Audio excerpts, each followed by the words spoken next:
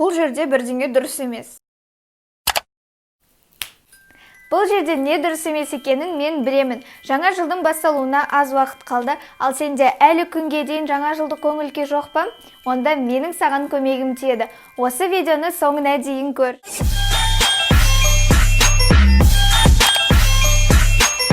Бәрінен бұрын біз өзімізден бастау керекпіз, яғни киімді ауыстырамыз. Мінеки, киімімді ауыстырып алдым. Сіздерге екінші кеңесім, ол үйіңізді әрлеңіз. Қораптардың ішінде жатқан шыршаңызды алып, ойыншықтарын іліп, гирлянданы ілсеңіз, сіздің көңіл-күйіңіз 100 есе көтерілетін болады. Мен сіздерге гарантия берем. Тадам! Әлі де көңіл-күйің көтерілмесе, онда менің үшінші кеңесімді қабыл ал. Ол жаңа жылдық фильмдерді көру. Бұл тым қарапайым кеңес болғанымен де, шынымен де ыстық кофе құйып өзің ноутбугының алдында жаңа жылдық фильмдер қарағанға не жетсін.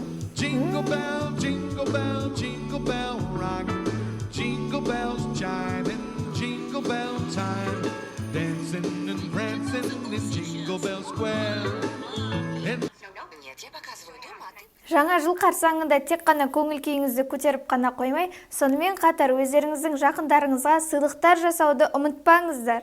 Себебі осындай мерекеде сіздер өздеріңіздің жақындарыңыздың көңіл-күйлерін көтерулеріңіз қажет.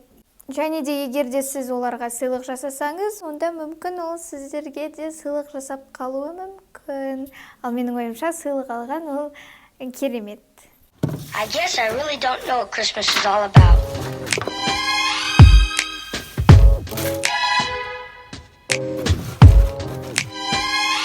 Isn't there anyone who knows what Christmas is all about?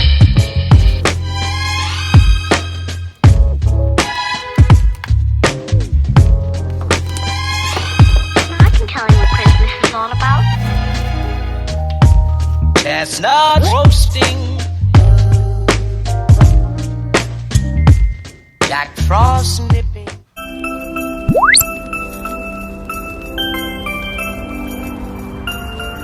18 пен 25 қайтып келмейді. Стоп! Жаңа жыл қарсаңында өзіңіздің плейлистіңізді жаңартыңыздар. Яғни жаңа жылдық өлеңдерді қосыңыздар плейлистіңізге. Көбіне шетелдік өлеңдер өте әдемі естіледі. Мысалға Франк Синатраның немесе Ариана Гранденің жаңа жыл туралы өлеңдерін қоссаңыз, керемет.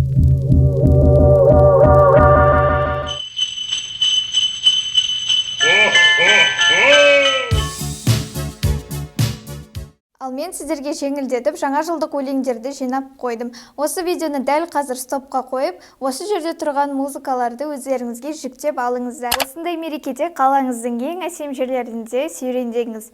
Саябақтарға, сауда орталықтарына барсаңыздар, ол жақта міндетті түрде шыршалар, жаңа жылдық оформление болады. Сондықтан сіздің көңіл-күйіңіз 100 есе көтерілетін болады. Және де сонымен қатар таза ауада демалып қайтасыздар. Ал егер сіз суретке түскенді ұнатсаңыздар, онда сауда орталықтарының алдарында барлықтарыңыз білетіндей өте әдемі болып тұрады. Және де Инстаграмға, мысалға, күшті суреттер жасауға болады. Менің кішкентай кеңес.